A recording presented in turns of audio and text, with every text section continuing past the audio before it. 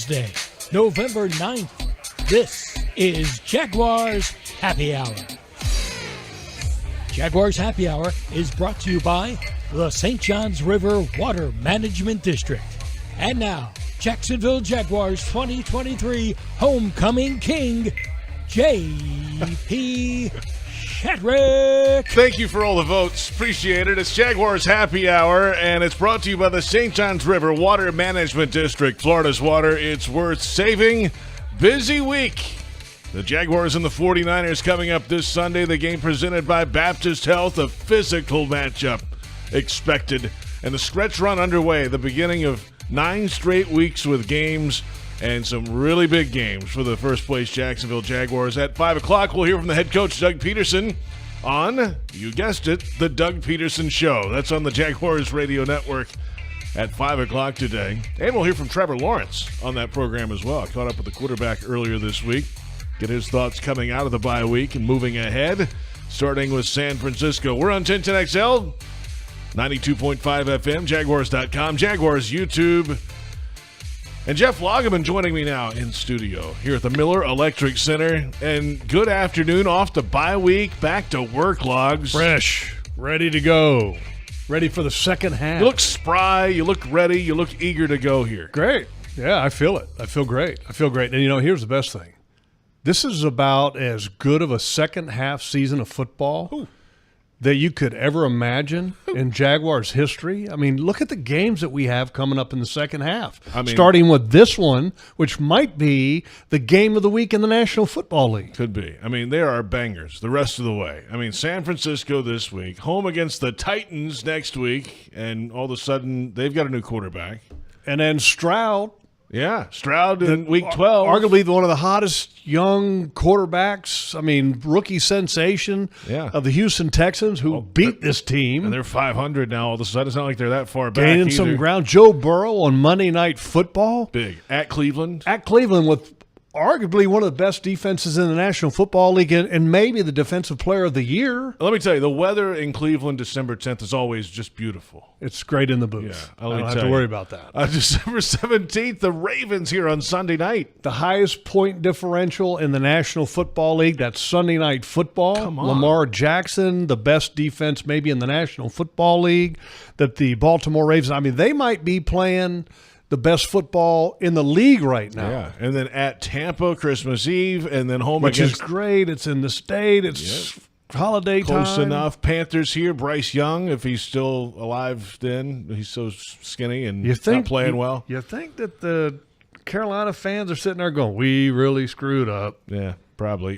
We picked the wrong guy. At Tennessee in the last week of the season to wrap it up. Which, by the way, the 2 Tennessee games that are still left to be played, rookie quarterback Will Levis, who for all accounts haven't watched him personally yet, but everybody's saying he's looked pretty good. So that is a stretch of 9 games ahead for this team, and some really, really good ones. But you can't get to the last 8 before you get past the first one. And one step at a time. Yes, and the first step is the San Francisco 49ers. We'll get to really in depth in this game coming up in a little bit, but it's a Jaguars team coming off the bye. Let's start from the Jaguars' perspective first. 6-2.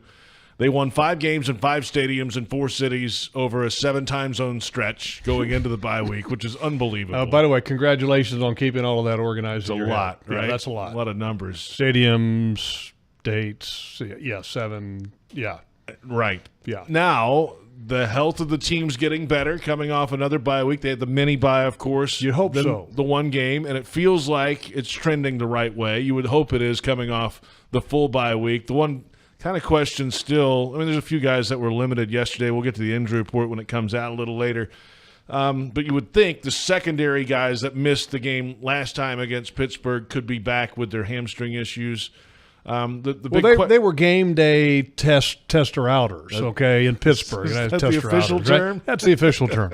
They worked them out before the game to see where they were at, and they decided that Tyson Campbell and Andre Sisco that they would exercise a little bit of caution, and it worked out great. Gave them an extra 2 weeks to heal before returning to action, so it worked out perfectly. Walker Little is expected to be back.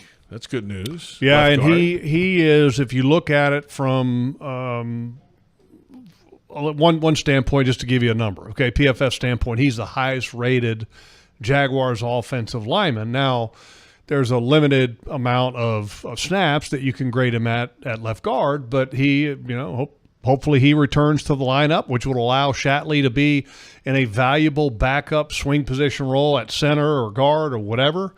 And then the other question is Ezra Cleveland, where's he going to be at? By the way, he's our guest tonight on Jaguars All Access. All right. Welcome to Jacksonville. And hey, come on the show. Yeah, so we're going to have him on the show, get to know him a little bit. He spent some time under Phil Rauscher in Minnesota because that's where Phil Rauscher came from prior to coming here, the Jaguars offensive line coach, who, by the way, I think is one of the best offensive line coaches in football. And so there's some familiarity there, which is one of the reasons why I'm sure that they traded for Ezra Cleveland on top of, oh, by the way, the more good players that we can get in front of 16, the better off we're going to be. And this is, with the stretch run here, you need as many big bodies that have experience that can play in a pinch out there. And that was the reason for that deal moving ahead. Happy, too, to see that Ben Bart's back on the practice squad. Yeah. A guy that, look, he had a couple years ago, he was my most improved player. I thought he had a really good year 2 years ago. Then last year he ended up sustaining the knee injury and then kind of comes back into the lineup this year really without a lot of reps. And that's kind of a tough situation to be put in. Didn't play all that well, and then he's back on the practice squad. Let him get his feet back underneath of him, and maybe at some point down the road he can be a player that you can depend on. And the other question, other really big question at least, is Zay Jones with the knee issue. He's been out more than he's been in this season. When he's been in, he's had some spectacular moments. A touchdown week 1. The touchdown in London against Buffalo in the back of the end zone. You know what he is in the red zone. You know what he is on third down, and maybe not a coincidence that the Jaguars have had red zone and third down issues early in this season because Zay is a big piece of that puzzle. What was his practice status yesterday? I believe it was limited. I can double check that. Just out of curiosity because I think a lot of people expected him to maybe be back before the bye, didn't make it, because he had the knee injury and then he came back and played and then all of a sudden – he was inactive again, obviously maybe a setback of some kind. So you hope that he is able to play soon, but limited yesterday. And, we saw him in the open media time again today. He's getting the early work stuff done. Not sure exactly when practice really begins, how much he's doing, but he was out there in the early warm-up stages with Christian Kirk and Calvin Ridley off to the side. That's how they kind of normally start warming up. After that, who really knows? This offense has another gear with him, and what I mean by that is that I believe that they're much more dynamic with him on the field for a couple reasons. One, he is a legitimate deep threat because Zay has speed to get past guys and to threaten the deep part of the field on defenses, and so that's a valuable aspect to have. On top of that, as Trevor has said repeatedly, that Zay runs the best double move that this team has. You go back and you remember the last touchdown that he had, it was you remember the game? I'm trying to remember the game that it was. He put the move on the guy and literally ran a little in route on the end zone and catches it. It was a thing of beauty. I want to say it was the last home game that we had that was here. I mean, it was a Colts? I think it was the Colts. Okay. A beautiful move that he ran a little in route on and for a short touchdown. And also I think he provides an energy for that receiving group in the offense that helps them out in a big way. And that's look, the more guys that have that, the better off you are. It was the Buffalo game in London. Thank you. That's what it was. Yeah, because he was inactive the next because he got hurt in that game again. I think on that sideline route and never really was the same after that, and he's been inactive. That route against Buffalo was fantastic. Fantastic route. They hit him in the hand. It was a tough play. The defender literally was frozen.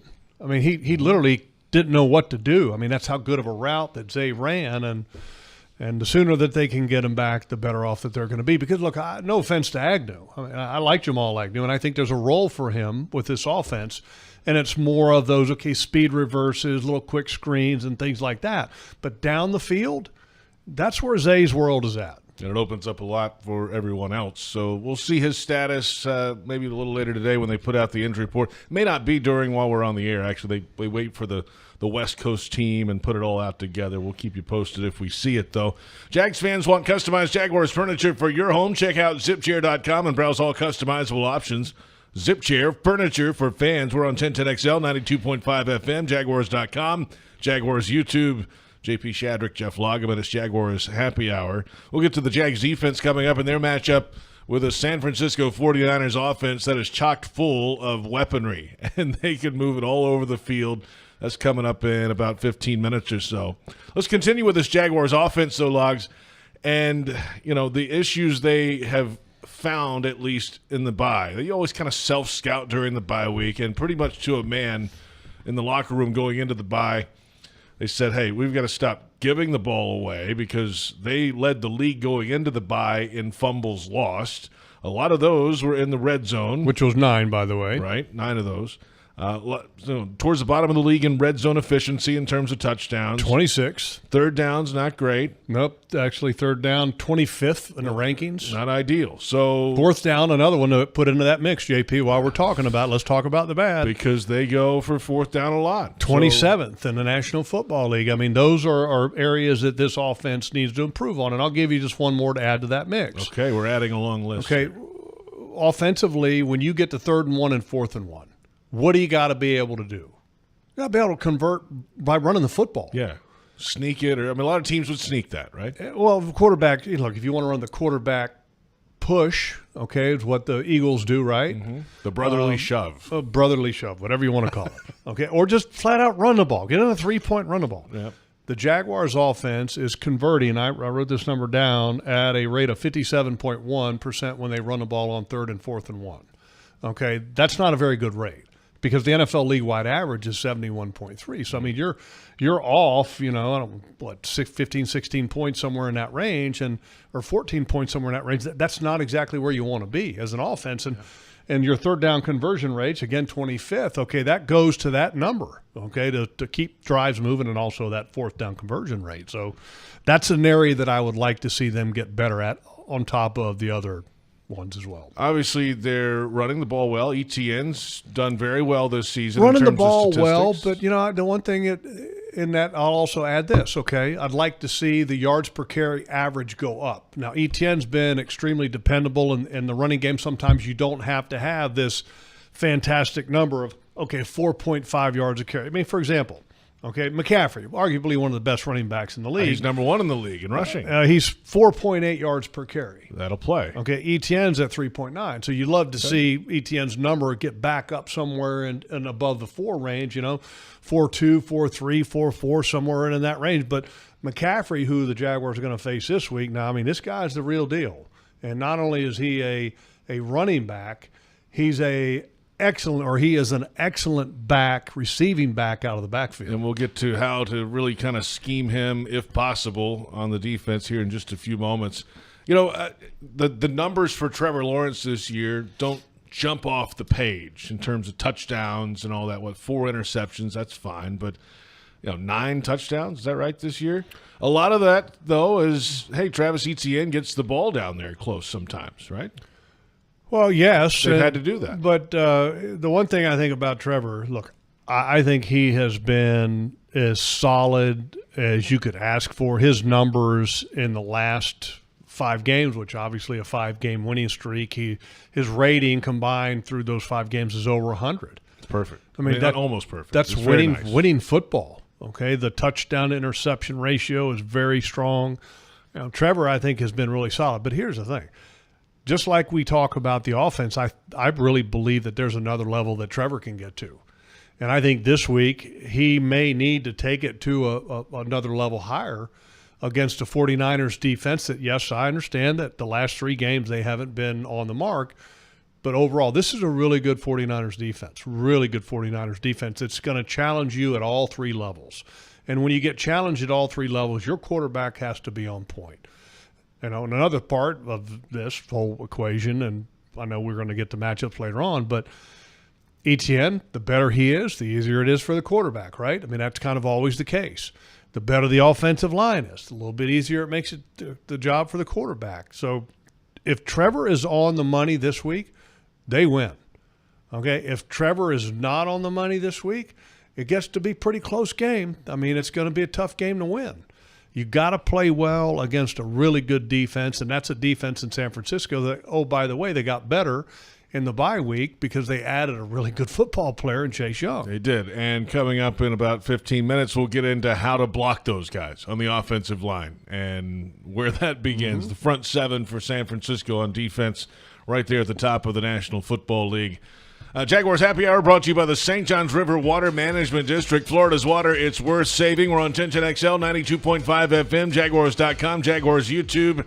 And back in a moment with Jaguars defensive talk and how do you slow down this 49ers attack with weapons all over the field. It is Jaguars Happy Hour.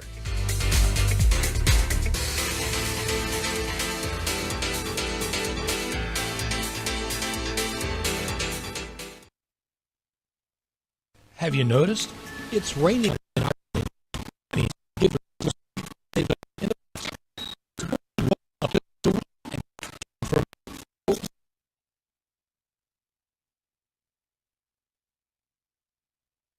Have you noticed? It's raining a lot in our area lately. That means you can give your sprinklers a break and save some money in the process. Lawns only need water up to twice a week, and that can come from rain. So before you run your sprinklers, remember to watch the weather and wait to water. For more information, visit waterlessflorida.com. Are you ready to elevate your tailgate experience, Jaguars fans? Citrus Distillers, a proud partner of the Jacksonville Jaguars, is excited to announce the 2023 Jaguars Limited Edition Whiskey Bottle. Now available at Total Wine and other participating retailers. Elevate your tailgate experience, Jaguars fans. The 2023 Jaguars Limited Edition Whiskey Bottle. Duval! Jaguars fans, huddle up for the best defense against expensive car repairs, CarShield. Score big with the nation's #1 automotive protection company, CarShield. They offer affordable plans that cover over 6,000 parts and systems in your car, truck, or SUV. Don't miss any Jaguars action this season with a car breakdown. Call the MVPs at CarShield for their best coverage ever. Call 800-471-1223. 800-471-1223. Go Jags! Frank Frangie here. When you want barbecue in Jacksonville, you want Bono's Pit Barbecue. You can find Bono's locations all around town and on game day at Everbank Stadium because Bono's is the official barbecue of the Jacksonville Jaguars. Over 70 years of authentic Southern Pit Barbecue. We are the local barbecue joint in BBQval for generations of people in Jacksonville. Go to bonosbarbecue.com to learn more or call 904-880-8310 today. And remember, if you don't see a pit, it ain't legit. For us, treating cancer is personal. We're Baptist MD Anderson Cancer Center, and we know that every patient is unique. So you'll have a plan created by world-renowned doctors and tailored to your needs. And everyone here will support you every step of the way, so you're physically, emotionally, and spiritually strong for the journey. Don't face cancer with anything less than the team at Baptist MD Anderson. Locations in downtown, Baptist South, and Clay. Visit BaptistMDAnderson.com. Don't get sacked by a no-name propane rookie this football season, Jacksonville. Draft an all-star and switch to AmeriGas, the official propane provider of the Jacksonville Jaguars and the homes and businesses who know it was always the Jags. Show off your Duval pride at your next tailgate with a Jaguars grill tank from AmeriGas. To find an AmeriGas exchange location near you or to order a propane fill-up for your home or business, visit AmeriGas.com/Jacksonville-Jaguars or call 844-PRO-JAGS.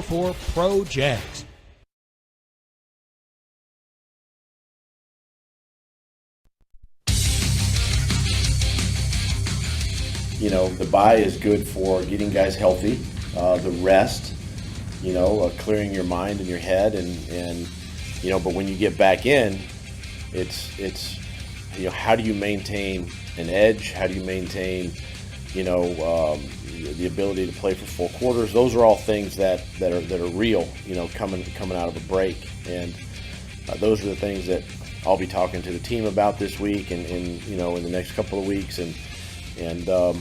But it all starts, I think, during the week of preparation, right, in the practice, and then doing little things. extra conditioning, getting in the weight room, training room, all those little things, getting rest at night, those are all big pieces to how you play, not only coming out of the bye, but I think as we move down, the rest of the year. That's the head coach, of course, Doug Pederson, earlier this week. And welcome back. It's Jaguars Happy Hour, brought to you by the St. Johns River Water Management District. Florida's water, it's worth saving. JP Shadrick and Jeff Lageman from the Miller Electric Center, the Hyundai Studios. We're on 1010XL, 92.5 FM, Jaguars.com, and Jaguars YouTube. And we'll hear more from the head coach coming up at 5 o'clock on the Doug Pederson Show on the Jaguars Radio Network. Also, quarterback Trevor Lawrence in a conversation from earlier this week. All right, let's get to this Jaguars defense now, Logs, and we know what they are. They are very good against the run. That's their number one priority each and every week. Bully ball. They are really good in the takeaway game, and they are number one in the league, in fact, tied for first now in takeaways with 18 on the season. And those were two, really, of their stated goals at the start of the year. That's what they were at the end of last season. That's what they are now. The question, though, I have is, what's the next step? What does this defense have to do to be even better, or do they have to be that much better? Are they good enough right now to carry this thing if the offense improves? Well, yes. I mean, they're good enough as long as they continue to get the takeaways. I mean, that's really, I think, the great equalizer and makes defenses better than maybe what they are statistically. Credit the defense, though. I mean, a big improvement from last year, and one of the big reasons why is that they've really dialed in a scheme that fits the players that they have, and that's playing more of a zone concept, whereas last year they were trying to play a little bit more man, and it just was kind of like a square peg in a round hole. And this year they're playing a lot of zone, and they're playing fast. They're staying on the same page together, and you can tell that it's working out a lot better. The biggest improvement this year, while the year has been in progress, has been the production on third down. That's been a big improvement to where now they're a top 5 defense now, with actually at the number 5 rating. But at the beginning of the year, we talked about it, JP, right here, about what was the key to this defense's success in 2023. Because we felt that the pass rush was not quite ready to be prime time. And we said that they need to be jam up against the run. Mm-hmm. And they've termed it bully ball. Yeah. Okay, they actively talk about that, and they're playing bully ball. I mean, look at their ranking. Number 3 in the National Football League at stopping the run, and then your yards per carry is 4th in the National Football League. I mean, those are the numbers that you wanted to see at the beginning of the year when we were having this conversation, because it's given them a chance to be able to play the pass without a dominant pass rush. It's a good pass rush because Josh Allen is one of the best pass rushers in the league right now. But if you look at it from a number standpoint, he has 9 over half of the team's 16 sacks. And that's a lot on one guy, okay? And if all of a sudden Josh is negated, okay, with extra attention, which will be coming, okay, then it's tougher for this defense to find somebody else to do that. But, I give Mike Caldwell and Bob Sutton a lot of credit. Bob Sutton's a guy that probably doesn't get mentioned a lot. Mike Caldwell's name obviously is bandied about a lot because he's the defensive coordinator, and he's done a fantastic job. He's grown a lot in his second year, and I think he's really started to understand what his defense does well, and the experience that he gained the first year of being a coordinator. He's done a great job. And Bob Sutton has been, I think, a sounding board for Mike Caldwell, but also he's also been one of those guys that the voices in the background that's been preaching the turnovers, the takeaways, sending group text out the entire defense at odd times of the day about thinking about the takeaways, keeping track of it during the course of the week in practices and charting it of how many times that they force a takeaway in practice, and seeing how the awareness and the attention to that detail in practice has been carrying over in a game has been fantastic for this defense. Bob Sutton has been in coaching since 1972. Long time. He was a grad assistant at Michigan in 1972 under Bo Schembechler. Crazy, right? That's when he started. He was a head coach at Army for a long time. And former defensive coordinator in Kansas City for a number of years. Yeah, all over the place. He's been a few different places, obviously. New York Jets as well. I think he was the defensive coordinator under Andy Reid. Yeah, that's right. Not too long ago in Kansas City. 13 through 18 for a long time. So he's in the building for the Jags for sure. All right, so stopping the run and saying it is one thing and executing it is quite another. Jaguars have done that so far. However, this week you're facing Christian McCaffrey and the number one rushing attack, at least by number one rushing total. He's the number one rusher in the NFL this year by yardage. But he's not just that. He's a receiver. He can line up in the slot. He can line up outside. He can motion in. He can line up in the eye if you need to. They have a fullback. This guy does everything for them. How do you slow him down? How do you begin? Well, first off, Kyle Shanahan's offense is about running the football. It starts right there, okay? He loves the zone runs, and then the play action is all built off of the success of the running game. And if you remember, JP, let's go back to 2017 when this Jaguars team was really good on defense. Travel to San Francisco to take on the 49ers. Christmas Eve. And that was a woodshed game. They beat the heck out of that team. Yep, that's right. The 49ers beat the heck out of the Jaguars in 2017, which was one of the best defenses, period, in Jaguars history. And the reason why is Kyle Shanahan that got the run game going, and then the play action was just smooth. Right after that, and Jags gave up 44 points in that game. I got whooped, 44-33. I mean, got crushed, and that was a Kyle Shanahan's offense at its best. Okay, and what he loves to do is there's a lot of shifts and a lot of motions. In fact, they shift or motion at the highest percentage rate in the National Football League, nearly 80%. So what they do that for, it's kind of window dressing. I wonder who's Miami's probably number one. With all that pre-snap kind of weird wide receiver out motion counts. Yeah, I don't know if they are or not. I bet they're up there. But when you have a lot of that motions and shifts, it challenges your communication. Okay, because once an offense shifts or motions, the defense has to be able to adjust. Okay, they're adjusting. Things change. Maybe the coverage will shift or whatever, or strength may change. And so everybody has to be on the same page. So this week I think it will be a big game for Foye to be able to handle some of those shifts and those motions and get everybody on the same page. The communication in the back end is going to be important as well. But what they like to do with all the shifts and motions, it's not a complicated offense. But with the shifts and the motions, it makes it appear to be complicated because you're seeing things, you're not really paying attention to what it ends up being. You're too busy worrying about where's this guy? Where are they at? Are we making sure that we're making the right checks and everything? And that makes it a little bit challenging. But Kyle Shanahan, again, to go back to the foundation of it, running game, play action. Running game, play action.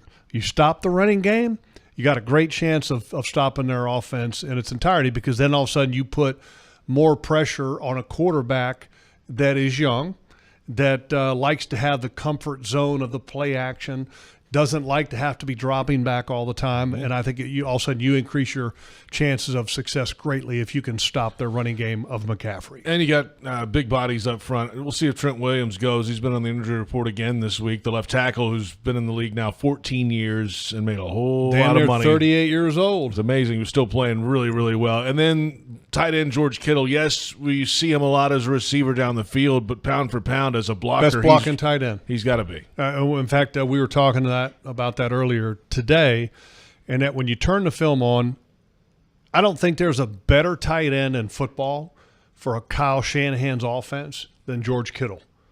And the reason I say that, he is an exceptional blocker, a willing blocker, but then also a really good receiver. I mean, last week or 2 weeks ago in their game against Cincinnati, which they lost, he had 9 catches for like 149 yards.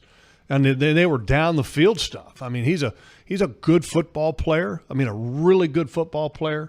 I like his game, and he's going to be a challenge for the Jaguars to handle. But the 49ers offense overall, they've got a great amount of weapons because you have McCaffrey, you have Kittle, you have Ayuk, who has the 3rd highest yards per catch average in the National Football League. And then you're getting Deebo Samuel back from a hairline fracture in the shoulder.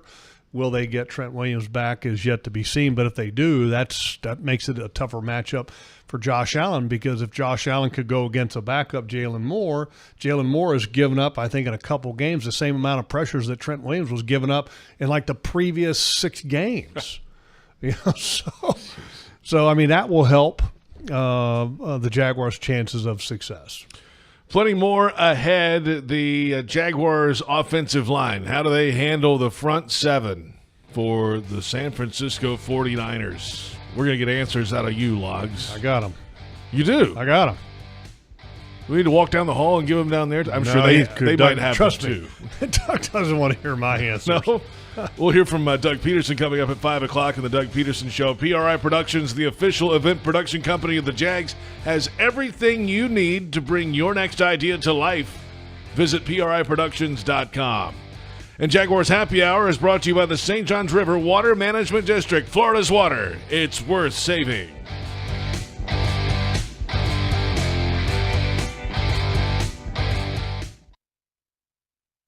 Have you noticed? It's raining.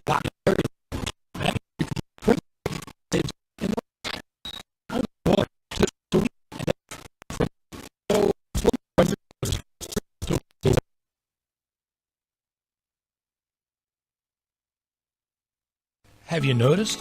It's raining a lot in our area lately. That means you can give your sprinklers a break and save some money in the process. Lawns only need water up to twice a week, and that can come from rain. So before you run your sprinklers, remember to watch the weather and wait to water. For more information, visit waterlessflorida.com. Headquartered in Jacksonville, Florida, CSI Companies partners with leading organizations across the country to deliver workforce solutions. As a proud sponsor of your Jacksonville Jaguars, CSI crafts personalized operations to fuel the success of businesses, both big and small. Whether it's finding the right talent for a job or seamlessly managing a project from start to finish, CSI has over 3 decades of experience in getting the job done. This is your workforce solutions reimagined. Visit CSICompanies.com. Hey, Jags fans, are you tired of roof leaks raining on your parade? Don't worry, Universal Roof and Contracting has got you covered. Their expert team of roofers will get your roof back in the game so you can focus on cheering on the Jags. Locally owned and operated, they've serviced Florida homeowners for over 30 years.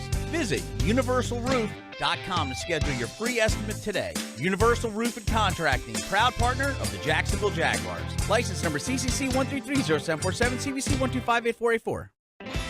What's Bright Friday? It's the Black Friday event you won't want to miss. And it's happening now at your local Ford dealer. Brighten your holidays with great offers on a new Ford, like Ford F-150, the truck at the top of everyone's list. Ford Explorer, an SUV with room for all your presents and passengers. And if you want big holiday thrills, there's the Bronco Sport SUV. But hurry, Ford's Bright Friday event ends November 30th. See your local Ford dealer today. Hey Jags fans, stop dreaming of creating your game day fan cave and build the Jaguars den of your dreams with ZipChair. When it comes to maximum comfort, ZipChair.com is the only place for officially licensed Jaguars recliners, sofas, bar stools, office and gaming chairs, all featuring high quality embroidered Jags logos.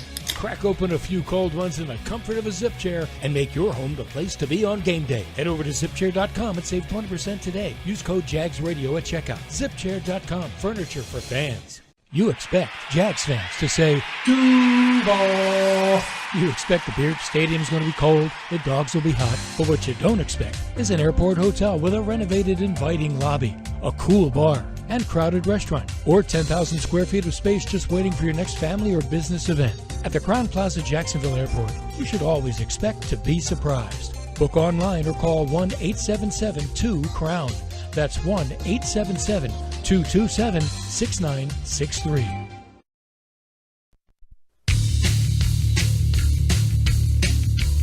I think the difficult part of it is that they're both great players, so that's what makes it hard. I don't think, of course there's going to be things that you might have to adjust to in the game. You're kind of guessing on where they're going to play, what they're going to do, which side they're going to play on. So you don't really know that stuff, but that's something you adjust early. I think from a planning perspective, you go into it. We've played some good edge guys this year, and Pittsburgh being an example of that. So we're used to having plans for that, but now it's a new guy with Nick, and obviously Nick's a great player, and Chase is too. So at the end of the day, you got to win your matchups. You got to be able to block them. We got to help our tackles. We got to get the ball out. We got to run the ball great. All those things. That's kind of what helps. But At the end of the day, you got to go block them. And when it's two ends, you kind of know what they're going to do. They got to pick a side, and they're going to rush, and they're going to, play with instincts. And those guys are good players. That's quarterback, of course, Trevor Lawrence earlier this week discussing the edge players for the San Francisco 49ers. Jaguars Happy Hour brought to you by the St. Johns River Water Management District, Florida's water. It's worth saving. The full press conference from Trevor available on Jaguars YouTube. Why are you laughing? Just the energy. I mean, it is worth saving. I'm just trying to emphasize. I love it. It's just, you just bring a level of energy. I appreciate it, Jacob. It's worth it. Yeah. I'm glad you bring that energy because it is worth it. It certainly is. And it's worth going to check out Trevor's press conference. We'll hear from Trevor Lawrence coming up in the Doug Pederson show. I caught up with him after practice on Wednesday, and a big week for him in this offense. He touched on it there. The challenge of this defensive line for the San Francisco 49ers, certainly the edge guys are notable. Nick Bosa is right there at the top of the league in quarterback hits. May not have the big sack total. In fact, this San Francisco team only has 2 more sacks than the Jaguars defense, 18 for the season. But let's start up front with Bosa, and then you add Chase Young on the other side. And on their depth chart, he is listed as a starter on the other side opposite Nick Bosa. They roll in some other guys. Their interior guys have numbers as well. So where do you start here with this front for San Francisco, slowing them down? Well, you just got to block them. I mean, because there's 4 guys across the front that are all legitimate studs, for real. I mean, Nick Bosa is one of the best players. I mean, look at his numbers. Because remember, he had a significant knee injury, I think it was a couple of years ago, and he missed a bunch of time. Yeah, that's right. Ends up coming back, and so you look at his numbers. He has 46 career sacks, 46 career sacks. Think about that, because he's the exact same year as Josh Allen. Josh Allen has 36 and a half, But Nick Bosa has missed a significant amount of playing time. He has, in those with those 46 sacks, it got him in 59 games. I mean, the guy's a machine when it comes to sacking the quarterback. So he's an excellent player. Chase Young's numbers in his career aren't that great. He's been hurt a lot, but his numbers this year are pretty good. And he was the defensive rookie of the year his first year in Washington, a tremendous player. And then you put those 2 guys, and then put in the middle between them Hargrave, who they got from Philadelphia, who last year had an excellent year in Philadelphia. I think double-digit sacks for the Eagles last year. I think the year before that he was close or approaching double-digit sacks. And then Eric Armstead, who is a DeForest Buckner, long arm, big defensive tackle, disruptive. I mean, there's 4 really good football players in the mix here. And they roll in Kinlaw, Randy Gregory's on this team. Cleveland Farrell's a first-round pick in the past. Yeah, but Farrell was, But I mean, if those are your rotational guys, that's a good rotation.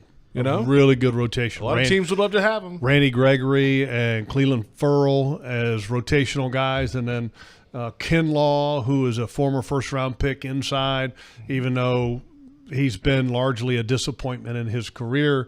He has had a ton of injuries. South Carolina guy. Physically, I mean, imposing. He's kind of like Eric Armstead. 6'6", 290 some odd pounds. I mean, just a giant of a man, but he just hasn't had the productivity. Kinlaw, his former first-round pick, only has like 1.5 career sacks. I mean, that number's not very good. But this is a really good defense. And then all of a sudden, we talk about the front, but then, Fred Warner, the middle linebacker, is right up there amongst the best middle linebackers in football with Foye Oluokun, in my opinion. And then on the back end, Hufanga, the safety, is a really good player, Pro Bowl player last year. And then right beside him is former Jaguar for 3 years, Tashawn Gibson, who has over 30 career interceptions. I mean, this is a good defense at all 3 levels. But there's a little bit of uncomfortableness in San Francisco with this defense. Uncomfortability? Uncomfortableness? Discomfort. Yeah, that's better. That's the word. There you go. I knew we'd find it.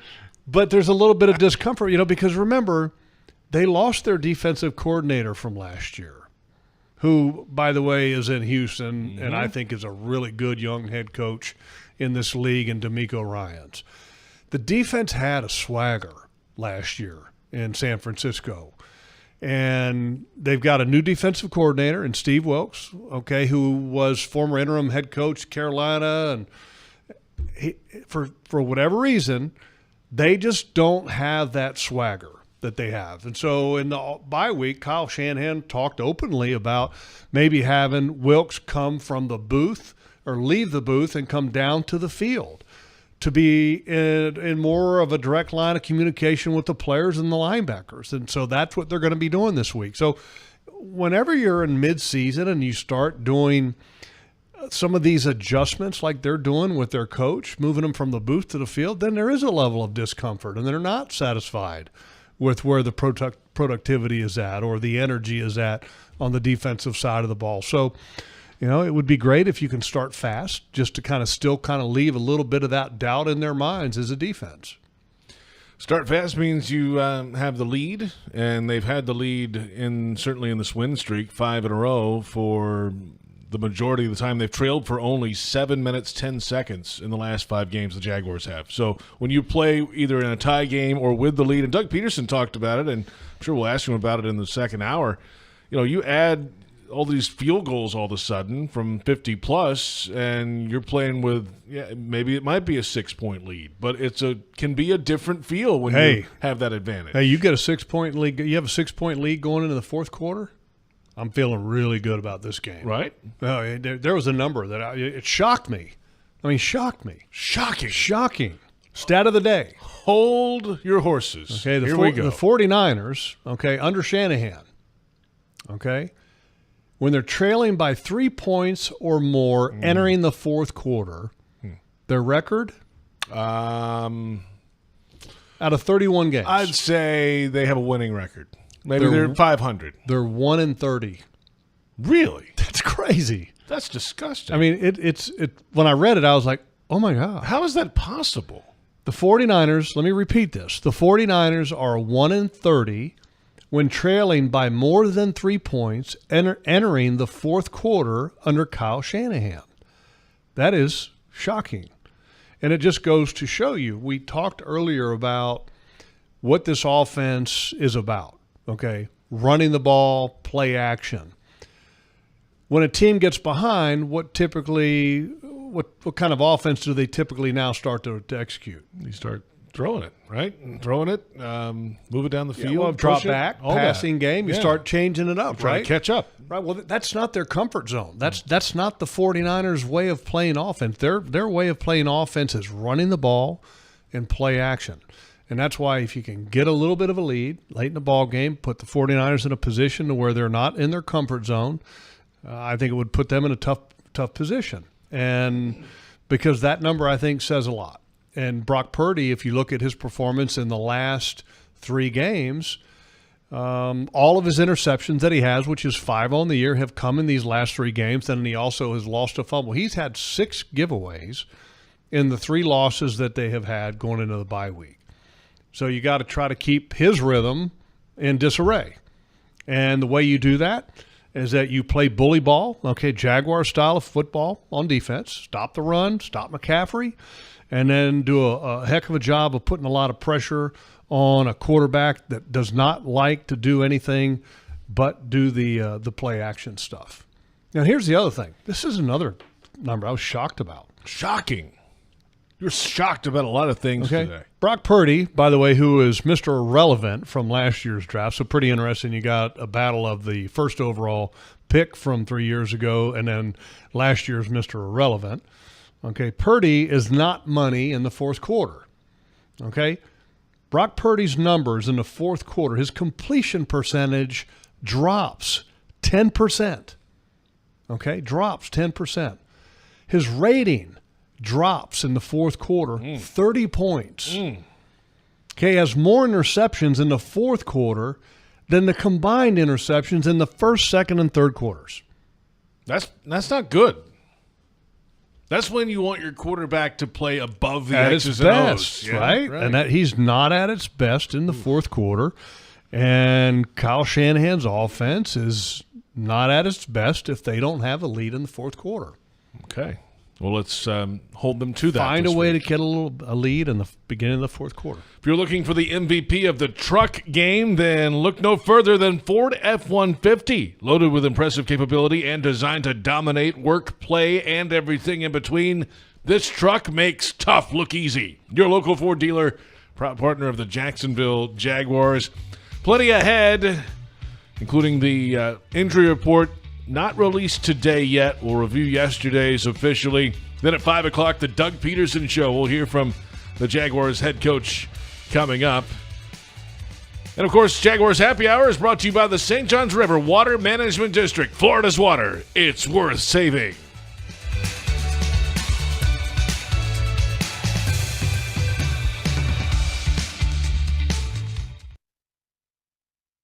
Have you noticed? It's raining.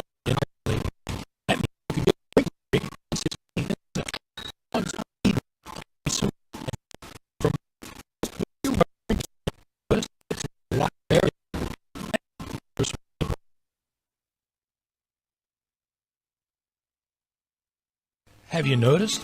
It's raining a lot in our area lately.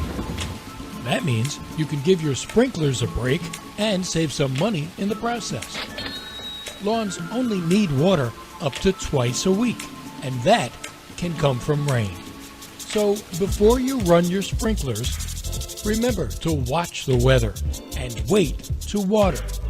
For more information, visit waterlessflorida.com. As the official supermarket of the Jacksonville Jaguars, Publix is helping fans gear up for game day with the limited-time Jaguar sub. Piled high with hot deli chicken tenders, boar's head bacon, cheddar cheese, coleslaw, and barbecue mayonnaise on a white sub roll. The Jaguar sub is an easy, delicious meal for any fan. Make it an ultimate game day by ordering the Jaguar sub online for in-store pickup. Publix, where shopping is a pleasure. What's Bright Friday? It's the Black Friday event you won't want to miss. And it's happening now at your local Ford dealer. Brighten your holidays with great offers on a new Ford, like Ford F-150, the truck at the top of everyone's list. Ford Explorer, an SUV with room for all your presents and passengers. And if you want big holiday thrills, there's the Bronco Sport SUV. But hurry, Ford's Bright Friday event ends November 30th. See your local Ford dealer today. Unlock your potential at the University of North Florida. A top public university with more than 100 majors, UNF is number one among state schools with the highest percentage of graduates employed in Florida. Affordable tuition, programs in high-demand fields, and faculty who care. Swoop into your future at UNF. Visit unf.edu to learn more. Jaguars fans, Everbank is building its future on the partnership and the performance you know and trust. Take advantage of high-yield savings solutions with money market, online savings, CDs, and more. Visit everbank.com/Jaguars today for your financial advantage.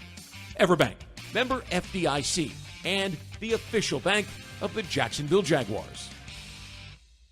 Are you ready to elevate your tailgate experience, Jaguars fans? Citrus Distillers, a proud partner of the Jacksonville Jaguars, is excited to announce the 2023 Jaguars Limited Edition Whiskey Bottle. Now available at Total Wine and other participating retailers. Elevate your tailgate experience, Jaguars fans. The 2023 Jaguars Limited Edition Whiskey Bottle. Duval!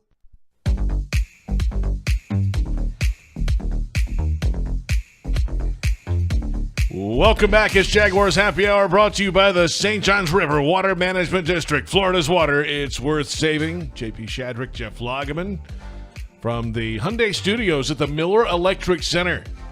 We're on 1010XL, 92.5 FM, Jaguars.com, Jaguars YouTube ahead of the San Francisco 49ers and the Jacksonville Jaguars. 1 o'clock kickoff time at the bank. The game presented by Baptist Health this Sunday. We'll get to the injury report coming up.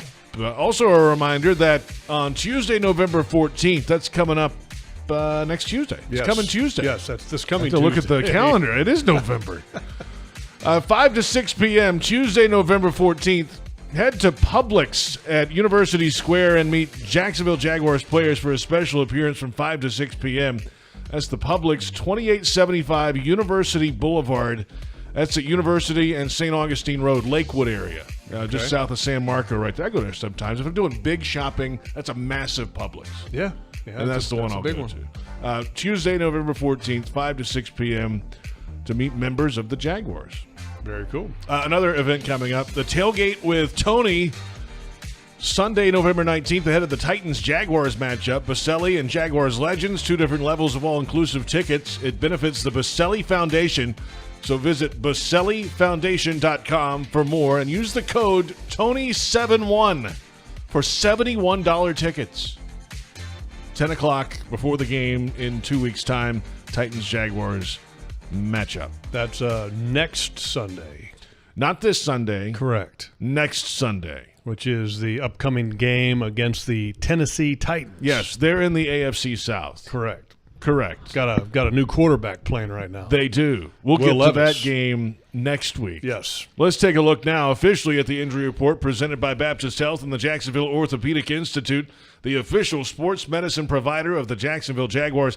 Nothing out today yet. Yesterday it was announced around 6:40 p.m., so we might be a couple hours away from the official announcement from the Jaguars PR staff for today. But yesterday, let's review. Yasir Abdullah was ill yesterday, did not practice, outside linebacker.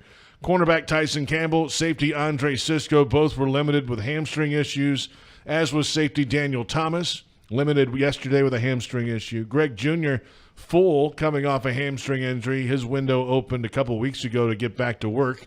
The cornerback could be back. We'll see how the week goes for him.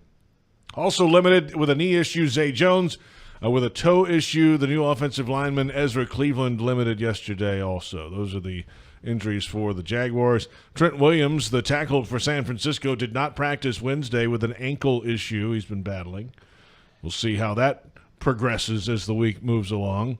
Wide receiver Deebo Samuel with the shoulder issue was full. Dre Greenlaw, the linebacker, full with the shoulder issue. 2 other players did not practice. Ray McLeod, the wide receiver, and guard Aaron Banks. Drake Jackson, defensive end. Aaron Banks is a big one now. I mean, that's starting left guards. I mean, so if Trent Williams doesn't go, Aaron Banks doesn't go, so the entire left side of the 49ers offensive line is going to be backups. And look, Trent Williams is an elite player. I mean, there's no getting around that. He's a really good football player. One of the top 4 or 5 tackles, I think, in the league still, even at the age of, I think he's almost 38. Is he not? He's got to be, yeah. I mean, he's been around for a long time. But the 49ers offensive line is not great. That's one part of their offense that I think has gone down a little bit. Look, they lost a starting right tackle from last year in free agency, and McKivitz is now the right tackle. But I think that's a matchup the Jaguars need to take advantage of in this ball game. I like that, especially if Trent Williams doesn't play. Go get him. I mean, Josh Allen. I mean, Josh might have to wear a bib coming out to play that ball game if he's got a backup. He's gonna be drooling. Can't wait. Players always talk about feasting on the game and the moment. And there you go, man. That's all you can eat buffet with a backup. That would be nice. Certainly. Hey, this Saturday the Jaguars are releasing the second installment of the LaFave collaboration. You can purchase at the Miller Electric Center Jaguars Pro Shop starting at 10 a.m. And if you donate to the Tide Clothing Drive while on site, you'll receive a commemorative Jaguars LaFave poster while supplies last. We did a deep dive into the proper pronunciation. Okay, Easy. Yeah. We did some research into exactly we promised we weren't going to say that term anymore. I promised. I did too, and I let it slip. I do it out of just I let it slip. Spite sometimes, but whatever. The proper pronunciation is LaFave. That's what we were told, and by it's a reliable source. Very reliable source. It goes back to to French origins, right? Sure. You heard it, right? Yeah. Sounds French to me. But some of the stuff that he has, that LaFave has, is fantastic. People, if you haven't seen it, check it out. Some of the coolest, hippest stuff that's out there. The second drop on Saturday, the official New Era Lefave hat and white polo with the 95 logo on it. Socks, if you're into that. Mm-hmm. He's got shorts that are killer. So, you might want to come early and get in line. Let's just put it that way. Mm-hmm. So that stuff's coming up. You know what else is coming up is Doug Pederson, head coach of the Jacksonville Jaguars, coming up at 5 o'clock on the Doug Pederson Show about 5 minutes from right now. We'll get his thoughts coming out of the bye week and trying to get this offense. They're middle of the pack statistically in total offense and rushing and passing. In fact, 14th in all of those. But situationally, they have left some things out there. Third downs, red zone. How do you improve that moving ahead? The health of the team's a little bit better overall, and we'll see what the head coach says about all of that. Certainly on the offensive side, he's got to be pleased with what the defense has done so far. Well, yeah, and also pleased with the defense's health. I mean, this defense, you got Devon Hamilton back, you got Smoot back. Okay, you're getting Tyson Campbell back. Cisco's coming back. Everybody seems to be healthy. This defense ought to be in a really good place.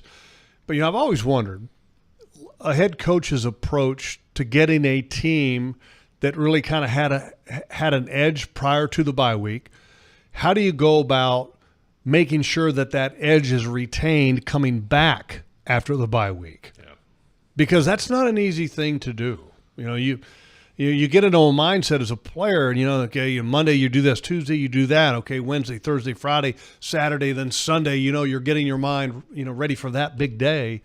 You got to get back into that flow, back into that rhythm, because you had 4 consecutive days off, and hopefully the players took advantage of it from getting a rest treatment, getting their bodies back, getting their mind back, and being right. So hopefully this team can keep on rolling. It takes time to build that. I mean, because when the Jags left here after week 3 to go to London, I would say they didn't have an edge. Like, they had just gotten smoked by the Texans. Well, they were still trying to kind of figure things out. Yeah. They didn't have an edge. No. And they were. It almost looked like they weren't having fun playing the game.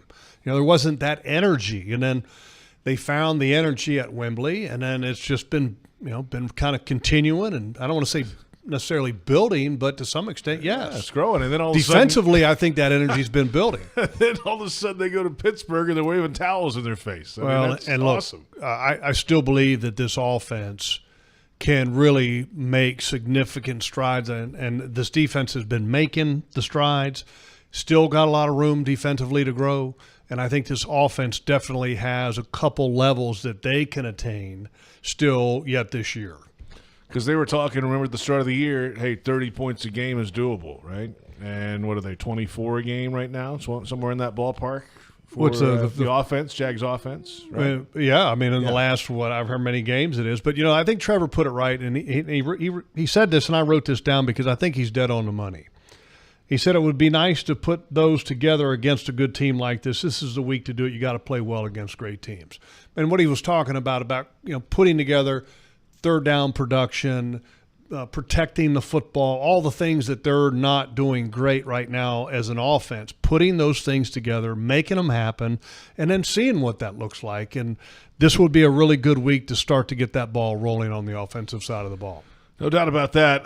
Hope you can make it out to the bank on Sunday. 1 o'clock is the kickoff time. We'll be on the air with the Publix Tailgate Show here in Jacksonville at 10 a.m. And then at 12 noon, it's Countdown to Kickoff on the Jaguars Radio Network. It's alumni weekend, homecoming weekend, the whole deal. Looking forward to seeing some of the guys. Yeah. And by the way, can we send an email to the San Francisco 49ers PR department? Because they, on their press release, got the stadium name wrong, okay? Let's have a little respect for Jacksonville, okay? What does it say? Okay, the opening line of the 49ers release. The San Francisco 49ers return to action this week as they travel to TIAA Bank Field to take on the Jacksonville Jaguars. I mean, they're like 4 time zones away. Time travels, like the Pony Express or something. Right? I mean, I don't know. Really? Hey, let's get the name of the stadium right, okay? It's not that hard. We're back in a moment.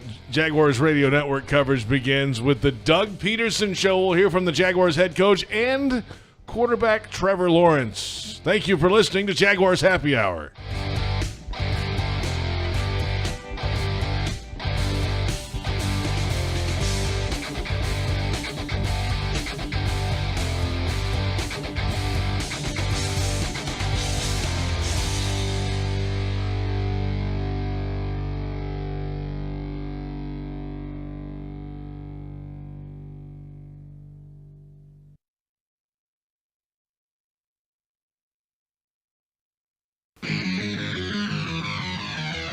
Welcome to the Doug Pederson Show. Brought to you by Fresh from Florida. JP Shadrick and former Jaguar Jeff Lageman discuss the latest Jaguars news with the head coach. The Doug Pederson Show starts right now. And welcome in. It is the Doug Pederson Show presented by Fresh from Florida from the Hyundai Studios at the Miller Electric Center. JP Shadrick, Jeff Lageman, fresh off the bye week, as is head coach Doug Pederson. What's up, Coach? How are you? I'm doing well. Yeah, fresh off the bye week, well rested and ready to go. Hey, there's a lot of, obviously, big games down the stretch coming up. That's in the future. But you're coming off a stretch of 5 games in 5 stadiums in 4 cities before the bye week. Won all of them into the bye. And now home for 3 of the next 4. We always talk about home field advantage, getting that number 1 seed in the playoffs. Well, home field in these weeks ahead is key to build up to that, right? 100%. These are critical games. Obviously, we didn't fare so well first part of the season at home, and now we get an opportunity. 3 out of the 4, as you mentioned, here at Everbank, and an opportunity to, really, I think, not only make a statement, but really kind of solidify that home field the best you can as you make that stretch run. I think every coach, Doug, has goals every week, whether it's a bye week, whether it's a regular season game at home, away, whatever. For the bye week, what did you accomplish as a staff, and what did you hope to accomplish with your team? The biggest thing from a staff perspective is just going back through the first 8 games and sort of self-scouting ourselves and going back and looking at the good, the bad, the ugly, and trying to figure out some whys and just kind of dive into with fresher eyes, calmer eyes, and see where we can improve. And that was kind of our projects, for the first 3 days of the bye week. And then from a player perspective, I did have a practice on, Tuesday. I brought the guys in to run around, but it was mainly geared for the young guys, the practice squad players, the backup guys who don't really get a lot of reps of our offense and defense during the week. And it's a chance to kind of see them perform, other than looking at a card and running a line on a card or on a page and just seeing kind of what they know and getting the bodies kind of moving around. And then the biggest thing is really the health of your football team, right? Getting the rest, getting the treatment, getting guys healthy to make this little stretch run here at the end. Yeah, I'm sure that getting a mental break is great, but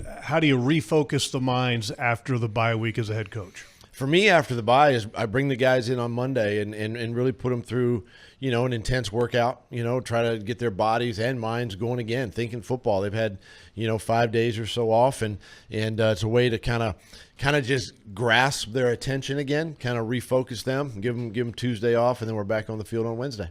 Head Coach Doug Pederson with us. Coming out of the bye week, is it difficult? It's got to be difficult to make wholesale changes to an approach or an offense or things like that. But how much different can your offense look coming out of the bye week, let's say? Well, you're right. You're not going to make a ton of wholesale changes. There's not a lot of personnel changes, schematic changes, stuff like that. But the biggest thing that you hope you come away is one of the things we created going into the bye, I think, as a football team, was an edge. I think there was an edge to our players, to our team. And so for me, can we continue to create that? Can we continue to have that edge going into, this week and next week and obviously the games following? And then really, can we and have we learned from the first 8 weeks, going back and watching, all the games, all the snaps, all the different plays and players, and are we putting our players in the right situations to be successful? And then does that carry? Now the fans and the media and all that may not see these, type changes, but as a staff, we'll be able to see them, right? And we'll be able to see if we did our homework and things are good. Plus, we, offensively, we gotta take care of the ball. Second half of the year, we gotta take care of the football. We haven't done a great job of that in the first 8 games, and defense continue to create takeaways. So there's some things that you hope that, coming out of the bye, you can continue to carry on, but obviously get better in a lot of situations. One of the things that you probably and the fans don't see what you're talking about is how much flexibility Trevor has in this offense. And you had talked at the beginning of the year about how much more involvement and how much flexibility he's going to have in this offense. Are you pleased with where that's at? And going forward, is he going to have more? I'm very pleased. That was one of the big takeaways I think from this past week is just how much involvement he's had in the dialogue he's had through Coach McCoy, through press, myself, and he's been able to really kind of speak his mind in a way that's, he's not talking down to anybody. He's just dialogue like we're doing right now, and just opening up about plays and the offense and where to even put personnel, who he likes to throw certain routes to, and then as a staff, it's up to us to make sure we put these guys in the right situation. So very pleased where he is mentally, heading into the back half of the season. Head coach Doug Pederson with us on the Doug Pederson Show. Let's get to this matchup. Week 10, the game against the 49ers presented by Baptist Health. Baptist Health, the official healthcare provider of the Jacksonville Jaguars. They're 5-3. They've dropped 3 in a row before their bye week, but don't let it fool you. This is one of the top teams in the NFC, and it's a physical team. They really show that on tape, right? They really do. Starting with their offense, it all hems and stems around the run game, and it's a decent, a little bit banged up offensive line, but it's a good offensive line. They create some matchups with all their misdirection stuff. There's motions and shifts, and they move their tight ends around. And Juszczyk's a really good blocking fullback / tight end. Plus, he's a really good ball carrier and receiver. And so, they want to start with the run game and then let Brock Purdy just work the play action pass, the movement game, and attack you down the field that way with some of their skill on the outside. And then defensively, this is probably one of the better groups we're going to face all season up front. They're fast, they're jet rushers, they're wide nines.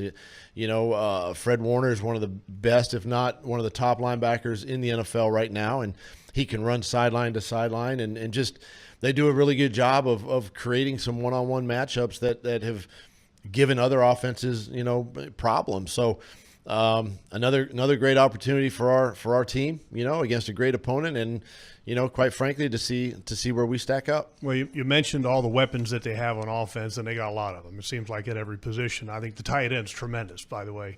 But one of the things that they have been doing the last 3 games, which they lost, is they've turned the ball over. And you mentioned earlier about the importance of continuing to try to get the takeaways. This game's got to be really important, I'm sure, and emphasized as big as ever. Couldn't agree more. We have to take care of the football. Number one, you can't give this offense a short field. They're going to score, and they're good. They can really get after you that way. And then, the more we can put pressure on the quarterback, the more we can try to create some takeaways and knock the ball loose, and give our offense opportunities. That to me is what these games, especially now when you get closer and you inch closer each week to the postseason, the teams that minimize mistakes, right, and take care in the football is one of those situations.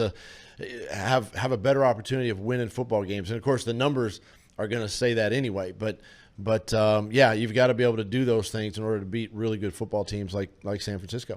Going back the game before the bye against Pittsburgh, 2 really good edge rushers, and here you go once again, another 2 really good edge rushers. Chase Young they acquired in the trade, and then Nick Bosa, who, he's just fun to watch as a former defensive end. He's the hands, the strength, the power, the bend. He's got it all. He does. He's got every move. He's got every trick. And quite frankly, he can speed to power. He can bull rush you right into you. He can, just run the edge. And he's strong. He's so low to the ground and powerful. Does an outstanding job. And Chase, I've had a chance to coach against him and when he was in Washington and another long, lengthy, defensive end. They kind of pride themselves on building this team through the front of this defense, and there's a lot of first round picks up front. And these guys, they know how to play. And Eric Armstead, he's long, physical. Javon Hargrave, I had him in Philly.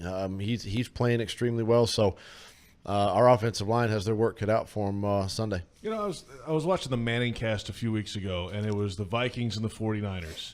And I think Peyton said that Kirk Cousins told him they have a series of plays on the play sheet for when Nick Bosa's not on the field. Is that normal? Like, are there multiple players in the league that you have to do that for, maybe account, or, hey, we're running different things when he's not out there? You look at it and you want to find out when they come off the field, and we're very aware, because there's good second-level defenders, but they're not Nick Bosa, right? They're not Chase Young. They're not Javon Hargrave. So the numbers would tell you that, when their backup D-line or linebackers go into the game, something like that, maybe you play action pass, movement, a screen, something of that nature, but you're aware of that, right? And teams do that a lot. I mean, they know when Josh Allen's off the field, and for us, and so they can try to take advantage of some situations. So we're gonna be on that one, to see, and but he doesn't come off the field very often. And I want to bring this up because it's a big part of football and it's special teams. And I know that special teams played a big part in spurring your offense on some drives at really critical moments throughout the first 8 games of the season. How important is that for that to continue and to get better as the season goes on? Well, the thing that really stands out is obviously Brandon McManus, right? I mean, he kicked a 50 and a 51-yarder in the rain in Pittsburgh, and he's really – that's what's allowed us to play with leads early in football games, or those 3 extra points. And then, I think we can still do a better job in our return game. I still think we can strain a little bit harder on some blocks to get Jamal even freer and create some more space with him. And, and it's something you just got to continue to work, and you got to work it in practice. But special teams become, I think, as important as the takeaway giveaway, aspect of football games. That can change field position. That can get you another 7 points, possibly 3, throughout the course of these games. Let's finish with Tom Coughlin. Announced earlier today that he will be inducted into the Pride of the Jaguars, the team's Ring of Honor in the 24 season. That will be the 30th season of Jaguars football next year. But TC going into the ring, I know you're closer with the former Jaguars head coach. Yeah, it's just it doesn't surprise me, all the accolades that he's received, here recently, and he's kind of really has been kind of a mentor and sort of embraced the opportunity that I have here now in Jacksonville. Obviously, his the history of him and getting the team and the success that they had early in his career here in Jacksonville, and just to shoot me a text message from time to time in support of or encouragement, things of that nature. He's really been awesome to me, and so for him to go in, it's a great honor, obviously, here in Jacksonville, and excited for all the different accolades and awards and the things. He's so well loved in the community. Obviously, with even the off the field stuff, this J Fund and all the different things he does, it's just he's great to. I'm just glad he still lives here in Jacksonville. Amazing how a non-player's coach can still be so beloved by the players that he coached. That says everything. I think you appreciate those hard moments. I think it shapes you a little bit. It kind of makes you the person you are today, and he might have been a tough coach. I didn't play for him, obviously, but I heard some stories. But I think it made all the players that played for him better people. If you want to hear some more stories, Jeff can get you after the show if you want. I bet. He's got plenty to go. I bet he can. He's the best. Tom's the best. No doubt. Hey, Doug, thanks a lot. Good luck to you on Sunday. Thank you. Head coach Doug Pederson with us in about 20 minutes. Quarterback Trevor Lawrence joins us. This is the Doug Pederson Show on the Jaguars Radio Network.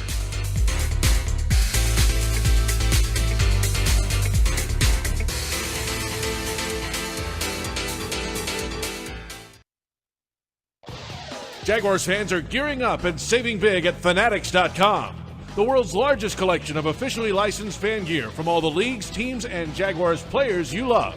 Shop the most trusted brands, exclusive designs by Fanatics, and autographed collectibles from today's biggest stars. Join Fanatics Rewards today and earn fan cash on every purchase. Shop now and get today's special offer. Fanatics.com, officially licensed everything. Hey, Jags fans. Everbank is driven by performance, strength, and security. Start building your legacy today with Everbank's Yield Pledge accounts, all of which deliver a yield in the top 5% of competitive accounts nationwide. Visit everbank.com/Jaguars for your earned advantage. Everbank, member FDIC, and the official bank of the Jacksonville Jaguars. Football and Miller Lite. Duval's greatest pairing. can cracks at kickoff, tailgates going well past postgame, Sunday night overtimes, followed by Monday morning pride, knocking on bar tops for luck, kicking back on any given Sunday. You never forget the way some things taste. Jags football tastes like Miller time. Celebrate responsibly. 2023 Miller Brewing Company, Milwaukee, Wisconsin.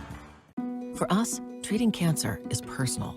We're Baptist MD Anderson Cancer Center, and we know that every patient is unique. So you'll have a plan created by world-renowned doctors and tailored to your needs. And everyone here will support you every step of the way, so you're physically, emotionally, and spiritually strong for the journey. Don't face cancer with anything less than the team at Baptist MD Anderson. Locations in downtown, Baptist South, and Clay. Visit BaptistMDAnderson.com. Welcome back. The Doug Pederson Show continues right now. The Doug Pederson Show presented by Fresh from Florida from the Hyundai Studios of the Miller Electric Center. JP Shadrick, Jeff Lageman. Our thanks to head coach Doug Pederson for joining us coming out of the bye week, heading to Week 10 and beyond. The stretch run is beginning this Sunday. The San Francisco 49ers come to town. Some interesting thoughts there about getting the team to maintain and even build on what they've done in the first half coming out of the bye week, keeping guys fresh, the health of the team moving ahead. And then, of course, the matchup this week, and I referenced one of those questions about the Manning cast a few weeks ago when the Vikings were playing the 49ers. Great question, by the way. And it was, Kirk Cousins had shared with Peyton that, hey, there's a part of our playlist that has, a few plays that when Bosa's not on the field, we can either take a shot downfield or we use tempo and get as many plays in as we can when he's over on the sideline, right? And, obviously not just Bosa. There's a few players around the league that would probably warrant that type of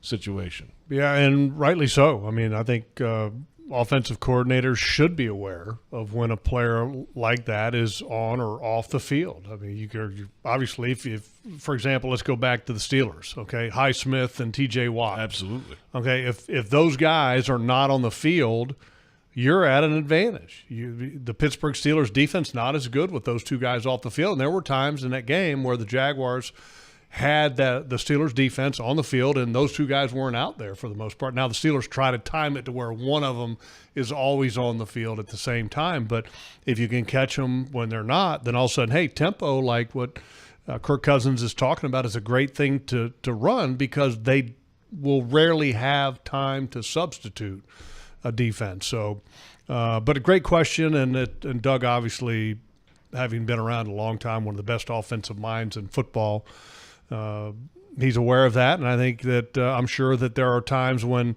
he is talking to Press Taylor and probably giving Press Taylor reminders, hey, look, so-and-so's not on the field, right. So let's remember what we were thinking here when we don't have this talented player out there. Or, another example is JP. Pittsburgh Steelers game, Minkah Fitzpatrick goes out with a hamstring injury.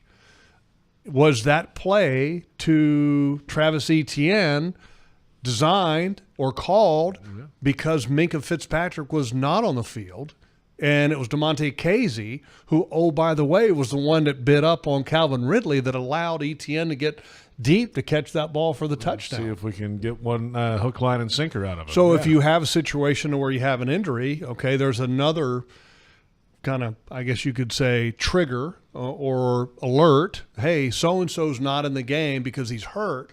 Let's check out this replacement guy who is not going to be as good. Mm-hmm.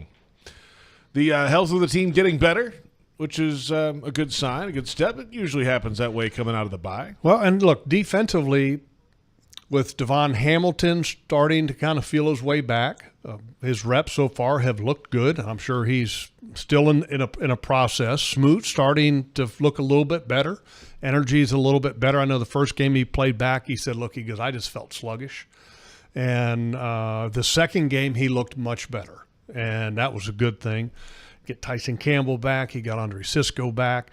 Anxious to see Walker Little at left guard. Okay, Yeah. Can he be back and contribute? Stay out there for a while. Yeah, that could be good for the offensive line, especially this week with four 4 dudes. 4 of them. Okay, 4 dudes. I mean, when I say dudes, that means they're good players. We'll get to those dudes coming up in just a few moments. By the way, the injury report tweeted by the Jaguars official account about an hour ago, presented by Baptist Health, and it's the exact same as yesterday, except Yasir Abdullah is full today. He came back from his illness, and he's good to go. Everybody else, Campbell, Cisco, Daniel Thomas, all limited today with hamstring issues. Ezra Cleveland limited today with a toe issue. Zay Jones limited with the knee. And Greg Jr. full coming off the hamstring. So that's the good news for the Jaguars. We're back in a moment. We'll talk about those dudes up front for San Francisco and how to block the defensive line of the 49ers. The Jaguars and the Niners coming up this Sunday at the bank. Jags fans want customized Jags furniture for your home? Check out zipchair.com and browse all customizable options. ZipChair furniture for fans. It's the Doug Pederson Show on Jaguars Radio.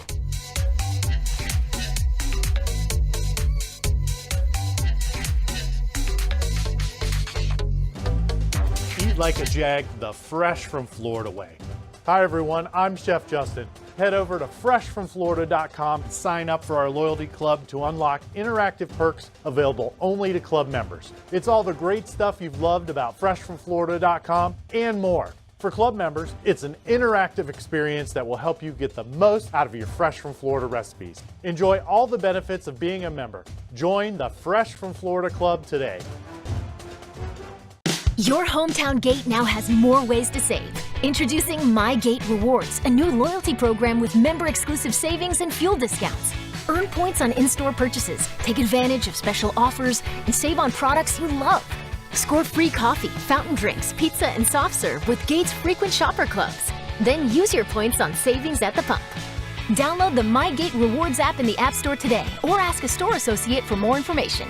Go from good to Gate. Mr. Chubby's Wings is a whole lot more than just wings. Craving the ultimate game day experience? Look no further. Swing by Mr. Chubby's and indulge in the biggest and best wings in town, all while soaking up the lively atmosphere with fellow sports fans. With plenty of game day specials and locations on the West Side, Fleming Island, Ponte Vedra Beach, and new this season, Everbank Stadium, they're here for all your game day needs. Mr. Chubby's Wings is a proud partner of the Jacksonville Jaguars. Mr. Chubby's Wings, before the game, after the game, and during the game. Everyone wins when two great traditions team up. Yucatan Guacamole is a proud partner of the Jacksonville Jaguars. Our authentic guacamole recipe starts with hand-scooped avocados and ends up in your hands fresh and ready to enjoy. Grab some on game day at the Yucatan Cantina or Yucatan Nacho Carts around the stadium or at local retail stores. Sack your snack game with Yucatan Guacamole.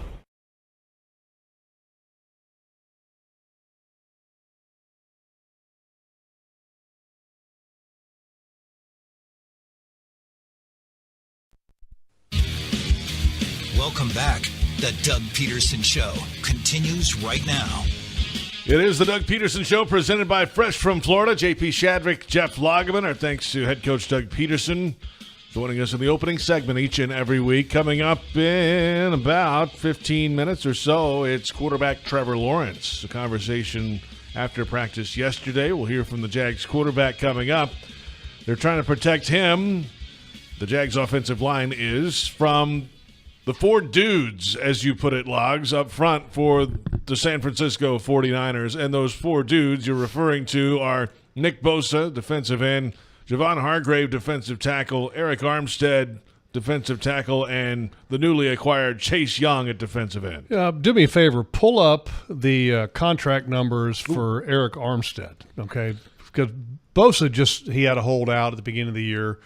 And he's an outstanding player, second overall pick of the draft 2019. Okay. And he had 1 year left on his deal, just like Josh Allen.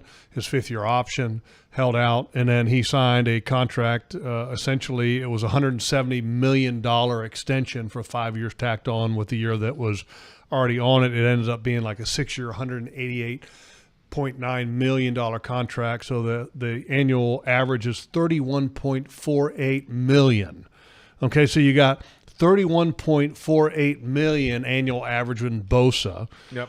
Hargrave has a contract averaging $13 million a year. Mm-hmm. Okay. Chase Young is still on his rookie deal, so a bargain. But it's the last year of that deal, so it's a big number. But he was the second overall pick of the draft, so that's not an inexpensive contract. That's right. Eric Armstead's on a 5-year, $85 million contract. The average salary is $17 a year. It's a lot of money up front. 17, 13, that's 30. And then with Bosa, 16. He's right at 31. That's $61 million, not counting Chase Young, and just this year in a per-year payout average for these four guys. It's amazing. That's a ton of money, a ton of money. And the reason that they can do that, they've got a rookie quarterback. They do. Okay, on a contract that's not very expensive. He was Mr. Irrelevant, which means his contract is very irrelevant, okay, from a cap hit standpoint. And the 49ers better enjoy it while they can. How do you block them? Well, you get in front of them, you extend your arms out a little bit. Okay, grab a hold of them a little bit. It's easier said than done, my friend. It's not easy. Do you run the ball at them? Do you chip? Do you get the ball out faster? All of the above? All of the above. All of the above. And that's, I think that's the one thing that has been impressive so far with this offense is that they've got a lot of confidence in Trevor to make fast decisions and to make the right decisions under duress. And Trevor, for the most part, all year has been outstanding. He had that one that he threw it that, you'd like to have back in the Pittsburgh game, the interception in the end zone, which, was not one of his best decisions. And he said it himself. It happens, okay? But for the most part, you trust Trevor because he does make good decisions. And so you entrust him to handle it in a lot of ways. And so because you feel that he can handle it, so you're willing to put your offensive line maybe in a little bit of a predicament because you know that the quarterback can handle it. So you don't see as much. For example, go to the Pittsburgh Steelers game, the previous game that they played against the Los Angeles Rams. Sean McVay, considered one of the great offensive minds in football, right? Sure. He had chips on T.J. Watt every time. I mean, there was never a situation where there was not four hands on T.J. Watt. Go to the Jaguars, and they got a rookie tackle. You would think that it would be the same type of thing. No, the Jaguars got confidence, one, in Anton Harrison, because he's got pretty good feet, and then also in the quarterback that he can make good decisions if all of a sudden there is pressure on the way. And then also some of the design of the plays, getting the ball out quick, not giving a pass rusher a chance to even get home. So all of the above, I think, has to be a factor in a game like this. We'll return and take a look at the Niners offense, especially Christian McCaffrey, the running back, can do it all for San Fran. And a little later, about 10 minutes away from Trevor Lawrence, this is the Doug Pederson Show on the Jaguars Radio Network.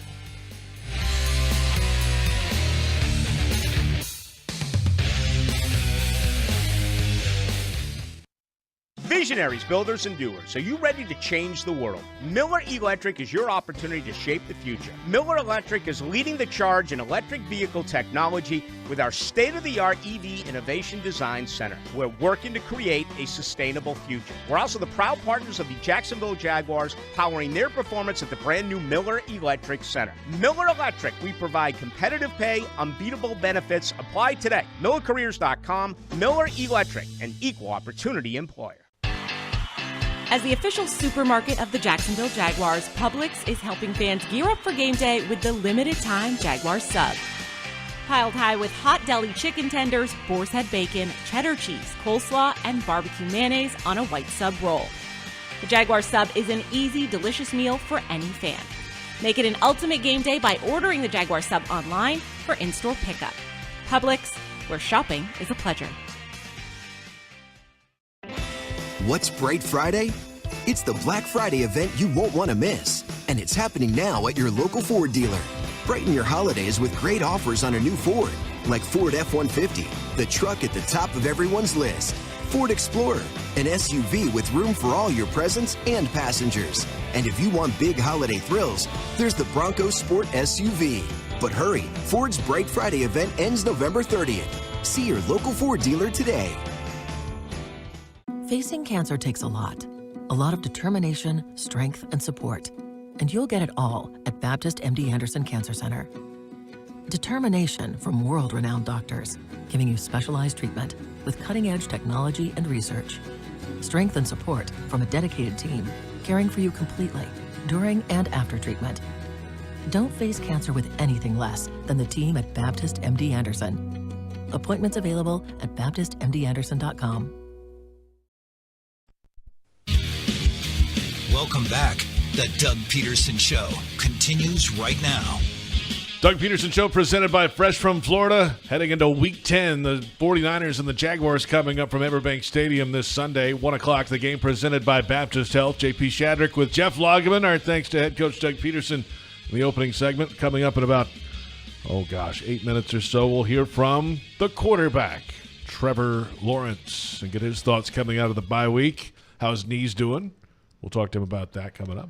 Hey, we were talking about that defensive line payout that they San Francisco, sure. In San Francisco, which the math came out to be, so if you looked at Chase Young, Eric Armstead, Hargrave, and Bosa, added them all together, their annual average is that's $70 million for those four guys. Wow. Can you think of another defensive line in the National Football League that is anywhere close to that? Yeah, I just started thinking about this right before we came back, But one of the things that that comes to mind too while we're talking about contracts. Okay, Josh Allen's having a hell of a year. Yes, he is. Okay, he has 9 sacks, is better than Nick Bosa. And Nick Bosa just signed this extension that was worth 5 years and $170 million. And he is I believe now the highest paid defender in the National Football League with, if you consider his 5th year, the last year of this deal that he has with the extension, he's averaging over $31 million a year. You know how contracts go, JP? Every year they get bigger, right? That's right. What does Josh Allen's contract look like? I mean, if he keeps this pace, it's got to be right there at the top tier, right? It's got to be up there in that stratosphere. Got to be. A lot of money. Yeah. By the way, the Chargers might be in that ballpark. Joey Bosa and Khalil Mack are on that But there's team. only 2. Yeah, but I'm just trying to think of big number edge rush guys to jumpstart that. Yeah, I mean, Rams have Aaron Donald interior. But he's the only guy. Especially now with Vaughn in Buffalo. Yeah. I just can't think of another defensive line, and maybe I'm missing something here, but I can't think of another. Parsons got in Dallas? What's his deal? Dallas they got a couple guys there that are pretty high, but not 4. I mean, there's very few teams that have 4 guys with big contracts. Yeah, and the guys behind them are first rounders too. What about Philly? Where's Philly at? They got to be the interior guys, right? Right. Fletcher Cox, the veteran defensive end, Brandon Graham, even the rookie that they just drafted has probably got a pretty sizable contract, the kid from Georgia. But I don't think – I would have to think that 49ers is right there at the top. You have to be. It's a lot of money doled out to 4 guys. I wonder. So if we took the Jaguars' offensive line and put that average up against, oh boy! So how many millions of dollars is blocking how many millions of dollars? we could play that game real quick if you wanted to. Right. I mean, let's do it right now. Just out of curiosity. Yeah. Okay. All right. Cam Robinson, what's his average? So the Cam Robinson contract average is 18 a year. Okay. So he's at 18. I'm writing this down. Yep. Walker's on his rookie deal, so it's going to be small. Probably very small. Right. But let's just, while we're playing this game, Walker Little's average 1.9, so say 2 on him. Okay. Luke Farrell. No, Luke Fortner. Luke Fortner. On his rookie contract, probably very inexpensive, around $1.5 million. Yeah. Probably. I would guess probably in that ballpark. I mean, because that's kind of rookie pay nowadays. The average, according to Over the Cap, for him, yeah, it's somewhere in that ballpark. Let's say 1.5. Okay, 1.5. That's fine. We'll go 1.5. I can't really find it. Yeah. I'll find it. And then we've got Brandon Sheriff. Sheriff. That's a pretty good contract. It's a really good contract. He's getting paid through the nose in free agency, and his average is 16.5. 16.5, okay. And Harrison's going to have a decent one as a first-round pick. Sure. At the right tackle spot. And 4-year contract, 13.1, so do the math on that. So for 3.5, somewhere in there, right? 4 years, yeah, I mean, three. Let's say just 3.5, just for round number purposes. And so we're looking at, $20 million on the right side, and then you're looking at $20 million on the left side, $1.5 million in the middle. So you're looking at 41-ish.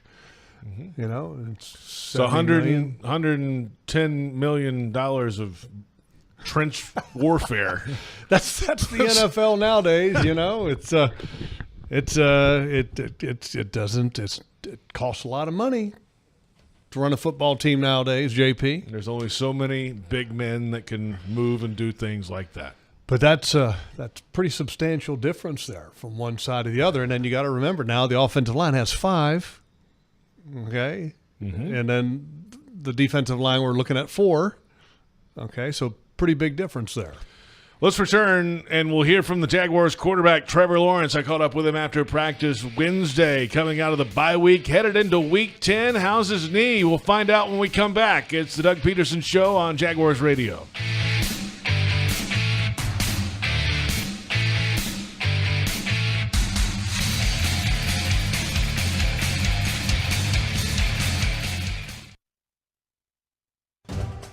Eat like a Jag the fresh from Florida way.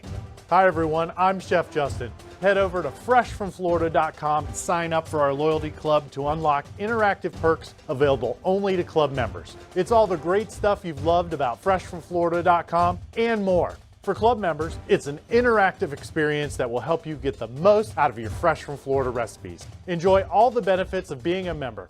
Join the Fresh from Florida Club today. The kick is up. It's good!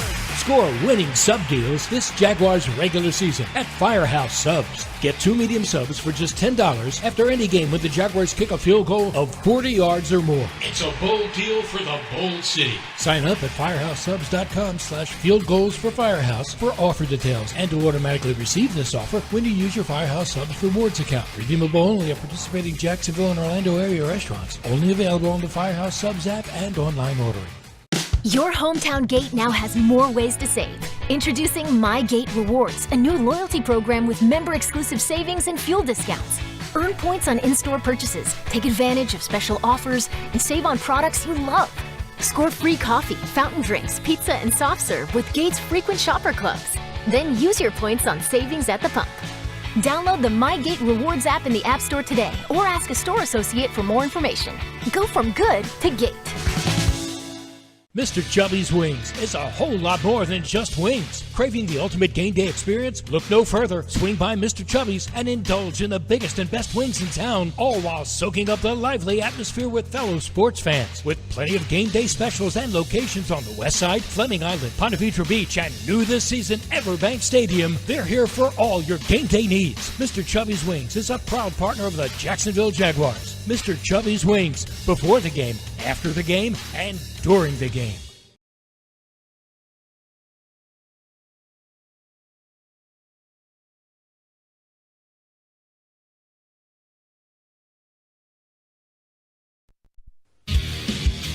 Welcome back. The Doug Pederson Show continues right now.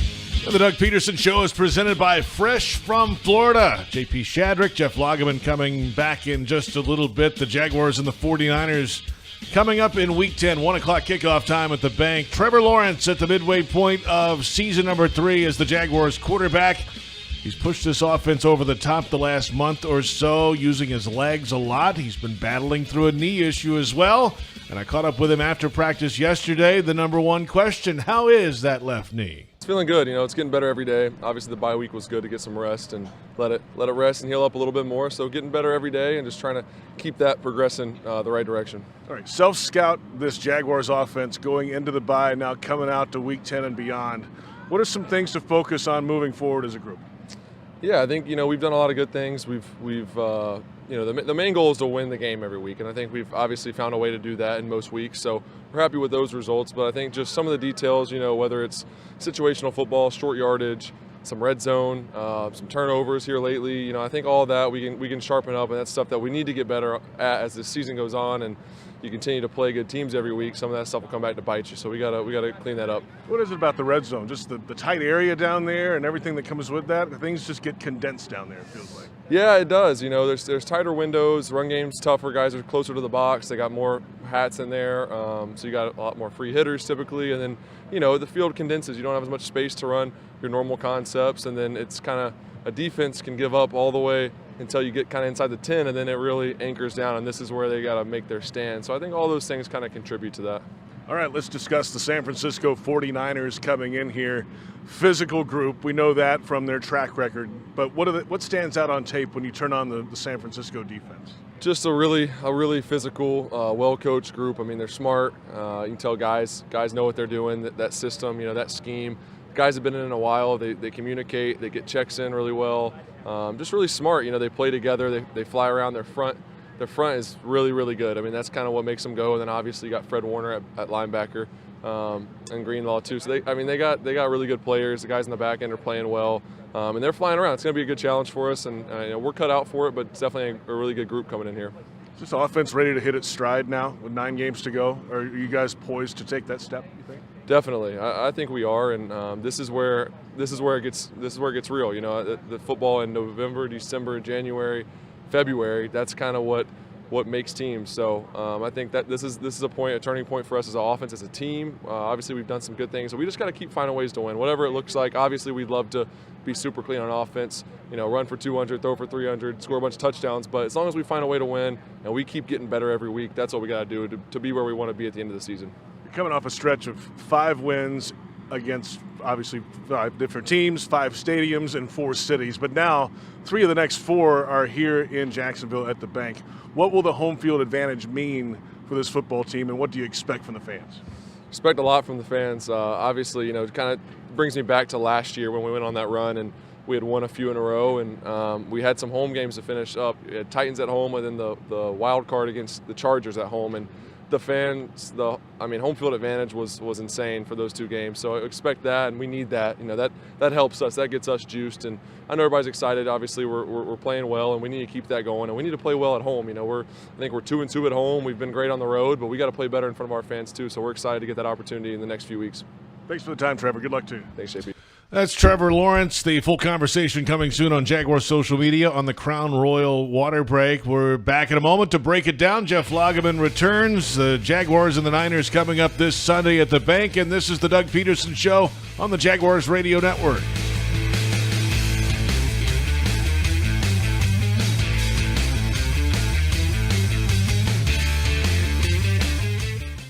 Visionaries, builders, and doers. Are you ready to change the world? Miller Electric is your opportunity to shape the future. Miller Electric is leading the charge in electric vehicle technology with our state-of-the-art EV Innovation Design Center. We're working to create a sustainable future. We're also the proud partners of the Jacksonville Jaguars, powering their performance at the brand new Miller Electric Center. Miller Electric, we provide competitive pay, unbeatable benefits. Apply today. MillerCareers.com. Miller Electric, an equal opportunity employer. What's Bright Friday? It's the Black Friday event you won't want to miss. And it's happening now at your local Ford dealer. Brighten your holidays with great offers on a new Ford, like Ford F-150, the truck at the top of everyone's list. Ford Explorer, an SUV with room for all your presents and passengers. And if you want big holiday thrills, there's the Bronco Sport SUV. But hurry, Ford's Bright Friday event ends November 30th. See your local Ford dealer today. As the official supermarket of the Jacksonville Jaguars, Publix is helping fans gear up for game day with the limited-time Jaguar sub. Piled high with hot deli chicken tenders, boar's head bacon, cheddar cheese, coleslaw, and barbecue mayonnaise on a white sub roll. The Jaguar sub is an easy, delicious meal for any fan. Make it an ultimate game day by ordering the Jaguar sub online for in-store pickup. Publix, where shopping is a pleasure. Flight by Yingling is the next generation of light beer. For those who don't follow trends, but craft them. Flight by Yingling is 12 ounces of uncompromised refreshment from America's oldest brewery. With only 2.6 grams of carbs and 95 calories, this is premium refreshment 6 generations in the making. Don't just raise a glass, raise the bar. Flight by Yingling. Available wherever beer is sold. DG Yingling & Son Incorporated, Pottsville, Pennsylvania. Please enjoy responsibly. If you're facing cancer, you want a dedicated team working for you. At Baptist MD Anderson Cancer Center, we only focus on cancer. And we partner with one of the largest cancer centers in the world. So you'll have a specialized treatment plan created by our experienced and highly trained oncologists and surgeons, collaborating with one of the country's leading cancer centers. Best of all, we're in North Florida, with locations in downtown, Baptist South, and Clay. Appointments at baptistmdanderson.com. Want to be up close and personal with the Jaguars as they take the field? Here's your chance to be in the shadows, outside the Jaguars locker room, now called the Vault. Enter today at jaguars.com/shadows. One winner a guest for every home game at Everbank Stadium. No purchase to enter or win, must be 18 or older and a legal resident of Florida or Georgia. Promotion period 9/5/23 through 12/15/23. For official rules and complete details, visit jaguars.com/shadows. Sponsored by Jacksonville Jaguars, LLC. Welcome back. The Doug Pederson Show continues right now. The Doug Pederson Show presented by Fresh from Florida. JP Shadrick with Jeff Lageman ahead of Week 10. The Niners and the Jaguars coming up at the bank. Expecting a big crowd. They're selling standing room tickets only. Get here early. The traffic's going to be wild. The fair is outside. Have you been to the fair? Funnel cakes yet? Any of that stuff? Can't say that I have, but I am a big fair guy. I haven't been to this one yet this year. I need to get over there. I might walk through there on Sunday on the way in to work and grab a funnel cake. Like 8 a.m. It's going to be open? I don't know. Sunday morning? I don't know. But that would be a hell of a breakfast. That would be cool. It really would. Corn dog and a funnel cake? All the above. Polish sausage. I'm a big fan of a corn dog. Yeah. I did something about a corn dog with mustard. Just, crispy on the outside. Oof. Man, I'm getting hungry, I must say. Yeah, me too. Hey, but home field. So get here early. The fair's in town, and that's not just a joke. This is the real fair. That means the parking lot's taken up, part of it. So get here early. The traffic patterns are different, and be loud and be here because this is the type of a game that we have been waiting for around here for decade. 15 years. I mean, this is what you've been building up to as an organization. Well, wait a minute. Now, we had there's been a few one-offs last year. They were pretty good. But you do at the start of the year, you didn't know if you're going to get those at the end of the year. And they did. And obviously 2017, in December, you had a couple of those moments, right? And in the playoffs. But they've been rare. Right. You hope now that they're a little more consistent. Well, that many people think that the 49ers are one of the top teams in the NFC, and so you've got them this weekend. You've got a division rival coming up next in Tennessee, and Baltimore Ravens, one of the top teams in the AFC coming up. I mean, the best team in football right now. They're playing well, playing really well. So I mean, there's some really good matchups coming up, and you know how I know that that's the case? How is that, Logs? I start getting all these texts of people wanting tickets. Amazing how that works. Isn't right? that funny? They how come that out of the works? woodwork. Like Can you get me tickets? Jaguars.com.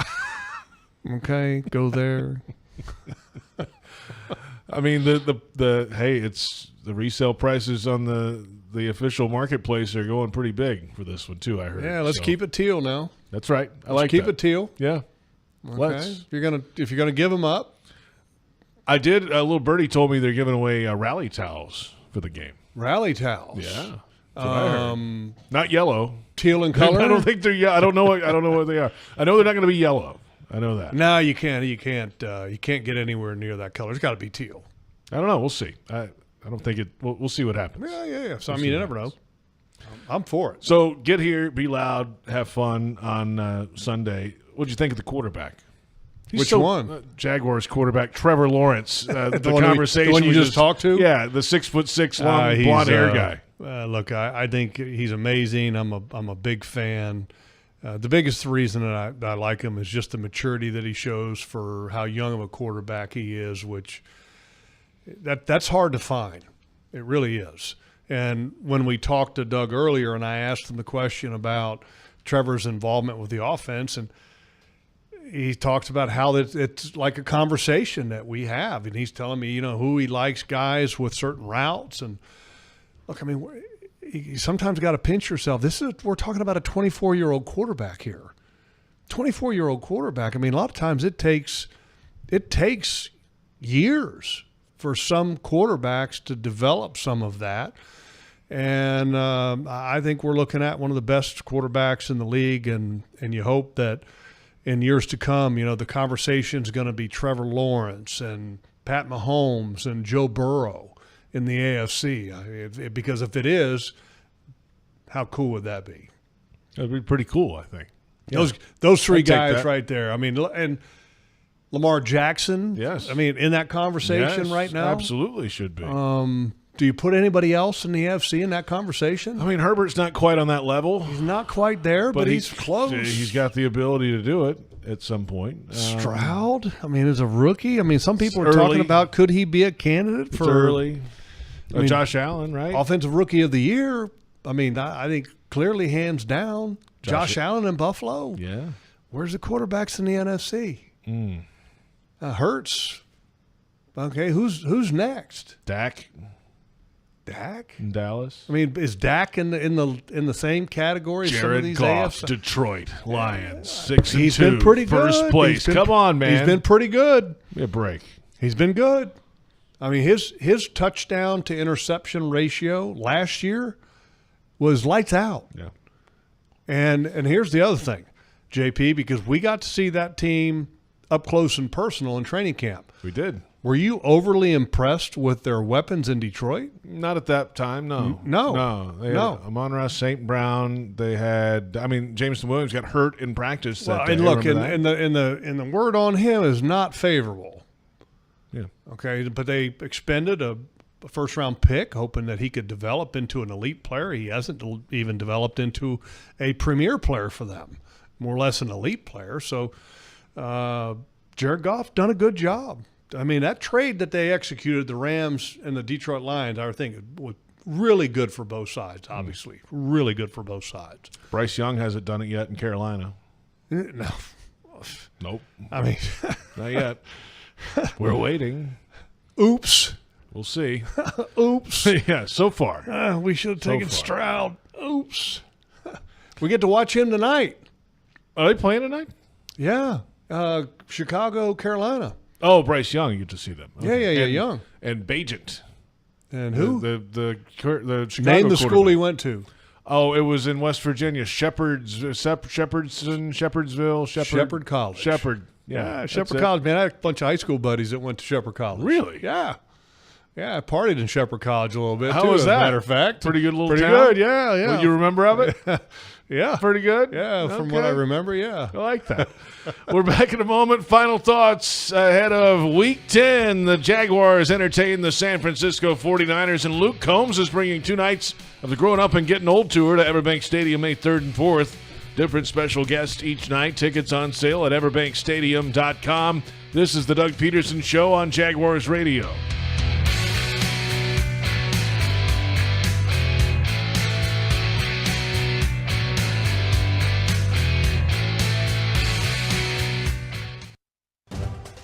Eat like a Jag the fresh from Florida way. Hi everyone, I'm Chef Justin. Head over to freshfromflorida.com and sign up for our loyalty club to unlock interactive perks available only to club members. It's all the great stuff you've loved about freshfromflorida.com and more. For club members, it's an interactive experience that will help you get the most out of your Fresh from Florida recipes. Enjoy all the benefits of being a member. Join the Fresh from Florida Club today. Your hometown gate now has more ways to save. Introducing My Gate Rewards, a new loyalty program with member-exclusive savings and fuel discounts. Earn points on in-store purchases, take advantage of special offers, and save on products you love. Score free coffee, fountain drinks, pizza, and soft serve with Gate's frequent shopper clubs. Then use your points on savings at the pump. Download the My Gate Rewards app in the App Store today or ask a store associate for more information. Go from good to Gate. Mr. Chubby's Wings is a whole lot more than just wings. Craving the ultimate game day experience? Look no further. Swing by Mr. Chubby's and indulge in the biggest and best wings in town, all while soaking up the lively atmosphere with fellow sports fans. With plenty of game day specials and locations on the West Side, Fleming Island, Ponte Vedra Beach, and new this season, Everbank Stadium, they're here for all your game day needs. Mr. Chubby's Wings is a proud partner of the Jacksonville Jaguars. Mr. Chubby's Wings, before the game, after the game, and during the game. Frank Frangie here. When you want barbecue in Jacksonville, you want Bono's Pit Barbecue. You can find Bono's locations all around town and on game day at Everbank Stadium, because Bono's is the official barbecue of the Jacksonville Jaguars. Over 70 years of authentic Southern Pit Barbecue. We are the local barbecue joint in BBQval for generations of people in Jacksonville. Go to bonosbarbecue.com to learn more or call 904-880-8310 today. And remember, if you don't see a pit, it ain't legit. Everyone wins when two great traditions team up. Yucatan Guacamole is a proud partner of the Jacksonville Jaguars. Our authentic guacamole recipe starts with hand-scooped avocados and ends up in your hands fresh and ready to enjoy. Grab some on game day at the Yucatan Cantina or Yucatan Nacho Carts around the stadium or at local retail stores. Sack your snack game with Yucatan Guacamole. Are you ready to elevate your tailgate experience, Jaguars fans? Citrus Distillers, a proud partner of the Jacksonville Jaguars, is excited to announce the 2023 Jaguars Limited Edition Whiskey Bottle. Now available at Total Wine and other participating retailers. Elevate your tailgate experience, Jaguars fans. The 2023 Jaguars Limited Edition Whiskey Bottle. Duval!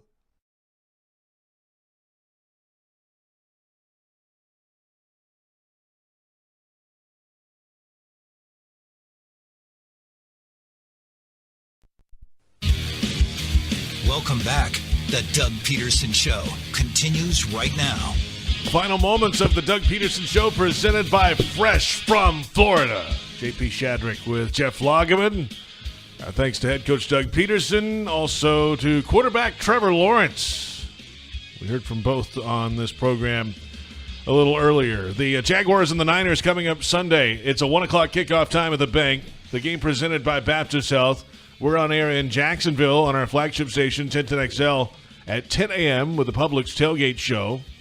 And then at 12 noon on the network right here, it's Countdown to Kickoff ahead of week number 10. The back end of the season is here. The stretch run begins now with a bang. Yeah, it should be an exciting day. Should be a great environment. Looks like the weather's going to be pretty good. Going to cool down a little bit, I think, into the 70s on Sundays. Down to the 70s. Yeah, which is nice. I mean, that's perfect for football. Let's go. Yeah. By the way, in the commercial break, you gave me a flashback to Shepherd College, just real quick. I did. You're the one that brought it up and said you spent some time there. Not that flashback. Okay. But when I was in at University of Virginia, my two buddies that I went to high school with went to Shepherd College. And you know how the NFL practices are today, right? They're only like 16 full padded practices, during the season, and patty cake. It's much lighter compared to what it used to be. What Doug Marone say? You're wearing pajamas. I'll never forget when I was at UVA and we had double days, full pads, and at Shepherd College. And I can't remember the name of the head coach at the time, Walt something or other, and this was back in '89, '90. Or not, excuse me, going back farther than 85, 86 in that era. They had 3-a-day practices in full pads. Wow. 3 days. What is this, Junction, Texas? I mean, what are we doing? No water, cactus around too? And who did that? Bear Bryant, exactly. Jeez. Like, holy cow, 3-a-days. And that was in the 80s. Were they any good? They're pretty good. They're probably beat up. They're pretty good. But by the way, this quarterback that's playing tonight for Chicago, that's the only quarterback ever to play in the NFL as a quarterback from Shepherd College. There you go. Did a pretty good job last week. Probably because they beat the hell out of the rest of them, going 3-a-days. That might have something to do with it. Yeah, probably so. Hey, tonight, Jaguars All Access TV, Strings, Sports Brewery. I was at Strings on Sunday to watch some of the games. Who you got tonight? Brent Martineau, myself, Kai, and then Ezra Cleveland. Oh, the offensive lineman that the Jaguars acquired in the trade with the Minnesota Vikings during the bye week. And so we're going to get to know him. And he also had a firsthand look at the 49ers a couple weeks ago. Minnesota played the 49ers. And he didn't play in that game, though. But I'm sure he watched a lot of film on it. That's tonight, 7 o'clock. Thanks to our entire crew, Joe, Brent, Andrea, Nick, William, Kate, the whole crew for Logs. I'm JP. We'll catch you next time. It's the Doug Pederson Show on the Jaguars Radio Network.